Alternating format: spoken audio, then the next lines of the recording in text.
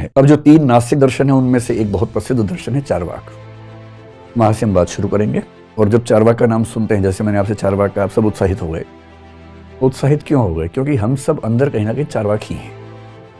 हम ऊपर से बौद्ध हो जाते हैं, ऊपर से वेदांती हो जाते हैं, ऊपर से कभी जैन हो जाते हैं, लेकिन अंदर से हम में से अधिकांश लोग जीवन के ठीक ठाक हिस्से में चार्वाक ही होते हैं।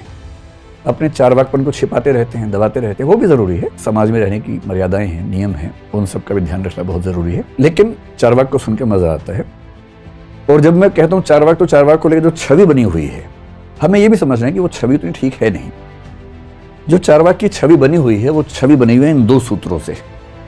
और ये 2 सूत्र जो हैं बहुत प्रसिद्ध सूत्र हैं, चार्वाकों के नाम से चलते हैं।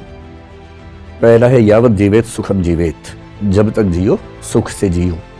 ऋणम कृत्वा घृतम पिबेत, ऋण लेकर, उधार लेकर भी पीना पड़े तो पियो, लेकिन घी पियो। हालांकि वो पीते कुछ और थे, लेकिन घी बोल रहे हैं यहाँ पर। घी पियो। भस्मीभूतस्य देहस्य, एक बार देह के भस्मीभूत जल जाने के बाद पुनरागमनम कुतः, पुनः आगमनम कुतः, पुनः कहाँ आती है देह? शरीर फिर नहीं आता है। एक ही बार का जीवन है, उसी को भरपूर जीना है। और इस जीवन में खूब भोग करना है, सुख अर्जित करने हैं, जरूरी हो तो उधार लेके करने हैं, और मौज में रहना है, सुख से जीना है।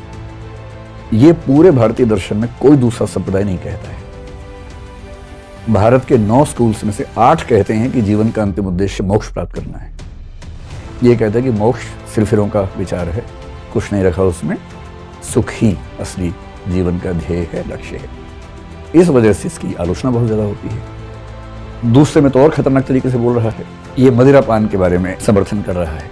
पीत्वा पीत्वा पुनः पीत्वा यावत पतते भूतले, पीते रहो पुनः पीत्वा, फिर पीते रहो, यावत जब तक कि पतते गिर पड़ो भूतले, जमीन पर।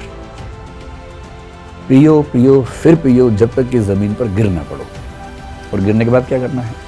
उत्थायच्च पुनः पीत्वा, गिरने के बाद फिर हिम्मत समेट के उठना है। उत्थायच्च पुनः पीत्वा, उठो फिर पियो। क्यों? क्योंकि पुनर्जन्म न विद्यते, क्योंकि ऐसी कोई विद्या नहीं है, ऐसा कोई ज्ञान नहीं है जो दावा करता हो कि पुनर्जन्म होता है। यही जीवन है, यही काम करना है, पीना है, गिरना है, फिर उठना है, फिर पीना है, फिर गिरना है।